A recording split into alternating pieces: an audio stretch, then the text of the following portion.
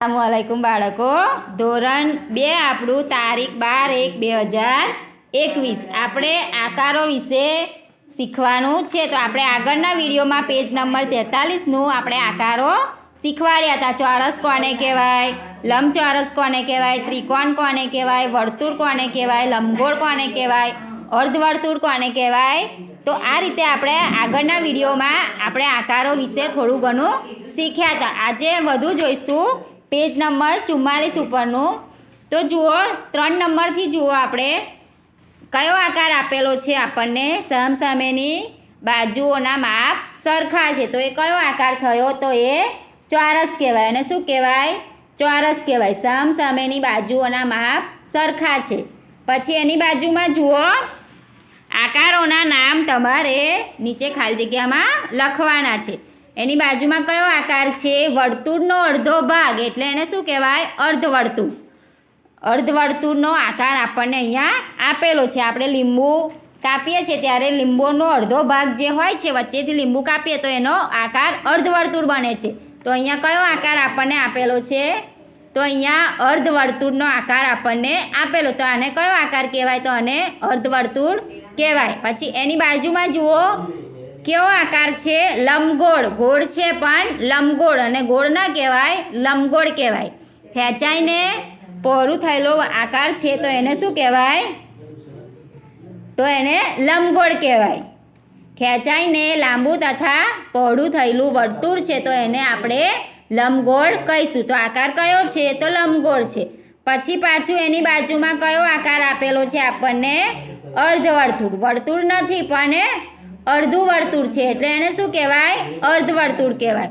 પછી એની નીચે જુઓ ત્રિકોણ કયો આકાર ધરાવે છે? તો એ ત્રિકોણ। ત્રણેય બાજુઓના માપ સરખા છે એટલે એને આપણે ત્રિકોણ કહીશું। પછી એની બાજુમાં જુઓ કયો આકાર છે? તો એની બાજુમાં વર્તુળ છે। શું છે? એની બાજુમાં વર્તુળ। તો આપણે સરસ રીતે ઓળખી શકીએ।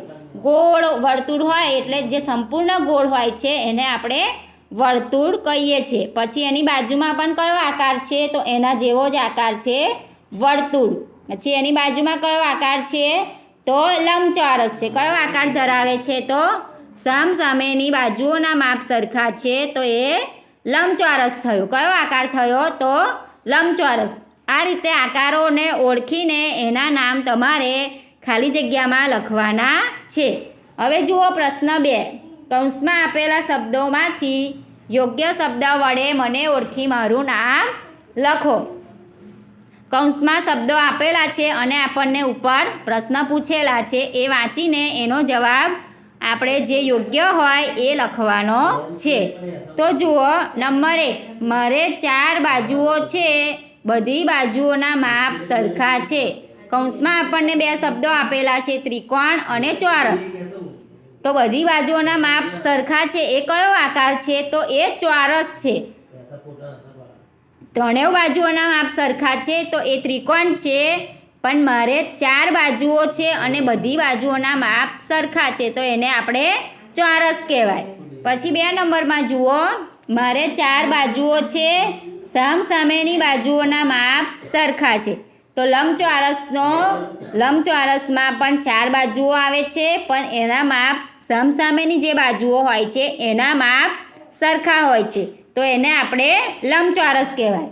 પછી જુઓ મારે 3 બાજુઓ છે, ત્રિકોણ કે લંબગોળ? તો 3 બાજુઓ કયો આકાર ધરાવે છે? ત્રિકોણ। ત્રિકોણને 3 બાજુઓ સરખી છે અને 3 બાજુઓ છે તો એને શું કહેવાય? ત્રિકોણ કહેવાય।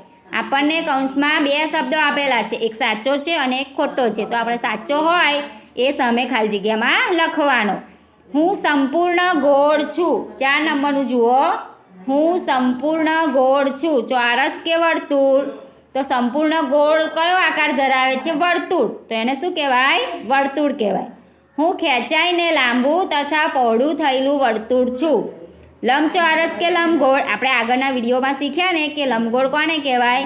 તો ખેંચાઈને લાંબુ તથા પહોળું થયેલું વર્તુળ છું તો એને લંબગોળ કહેવાય। શું કહેવાય? એને લંબગોળ કહેવાય। પછી 6 નંબરનું જુઓ, હું અડધું કપાયેલું વર્તુળ છું। તો અડધું કપાયેલું વર્તુળ એટલે વર્તુળનો અડધો ભાગ કપાઈ જાય છે અને જે આકાર બને છે એને આપણે અર્ધવર્તુળ કહીએ છીએ. તો એને શું કહેવાય? અર્ધવર્તુળ કહેવાય. પૈડું મારો આકાર ધરાવે છે, લંબગોળ કે વર્તુળ? તો આપણે પૈડું જોયું છે, આપણે ગાડીનું પૈડું જોયું છે, તો કેવું હોય છે? ગોળ હોય છે. તો એને શું કહેવાય? વર્તુળ કહેવાય. પછી 8 નંબર જુઓ. પીઝાનો સપાટ પહોળો ટુકડો મારો આકાર ધરાવે છે. તો પીઝાનો સપાટ પહોળો ટુકડો કયો આકાર ધરાવે છે? આપણે પીઝા ખાધો છે તો આપણને ખબર છે કે પીઝાનો આકાર કેવો હોય છે? ત્રિકોણ હોય છે. તો જવાબ શું આવે? ત્રિકોણ આવે. પછી 100 રૂપિયાની નોટ મારો આકાર ધરાવે છે. તો 100 રૂપિયાની નોટ આપણે જોઈ છે, કેવી હોય છે? વર્તુળ હોય છે? ના, લંબચોરસ હોય છે. તો 100 રૂપિયાની નોટ મારો આકાર ધરાવે છે. તો શું આવે જવાબ? લંબચોરસ. 100 રૂપિયાની નોટનો આકાર કેવો હોય છે? લંબચોરસ હોય છે. પછી જુઓ, ઈંડું મારો આકાર ધરાવે છે. તો ઈંડાનો આકાર આપણે જોયો છે, કેવો હોય છે? લંબગોળ હોય છે. ઈંડાનો આકાર લંબગોળ હોય છે. તો જવાબ શું આવે? લંબગોળ.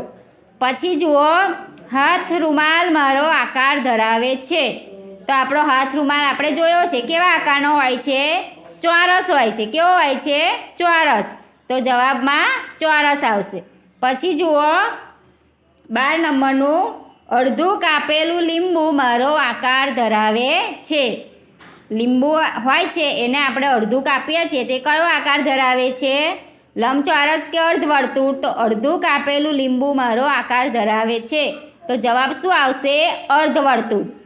જવાબમાં અર્ધવર્તુળ આવશે. આ રીતે તમારે પ્રશ્ન વાંચવાનો અને કૌંસમાંથી યોગ્ય શબ્દ હોય એ ખાલી જગ્યામાં લખવાનો. અહીંયા મેં તમને લખીને બતાવ્યો છે, એ રીતે તમારે લખવાનો. અહીંયા જુઓ, 3 અને 4 આપેલા છે. જે આકારો દોરેલા છે એ આકારો નોટમાં દોરવાના અને એની નીચે આકારોના નામ લખવાના. અને પ્રશ્ન 2, જે 12 પ્રશ્નો આપેલા છે એ લખવાના અને એની સામે જવાબ લખવાના. પેજ નંબર 44 ઉપરનું તમારે નોટમાં લખવાનું. એ છે આપણું આજનું લેસન. પેજ નંબર 44 ઉપરનું 3 અને 4 જે આકારો છે એ આકારો નોટમાં દોરવાના અને આકારોના નામ લખવાના નીચે ખાલી જગ્યામાં. ને પ્રશ્ન 2 છે એ તમારે લખવાનો પેજ નંબર 44 ઉપર. એ છે આજનું આપણું લેસન. ચાલો બાળકો, અલ્લાહ હાફિઝ. ઓય છૂટા પડો, ચલો નીકળો બે બેના પેન.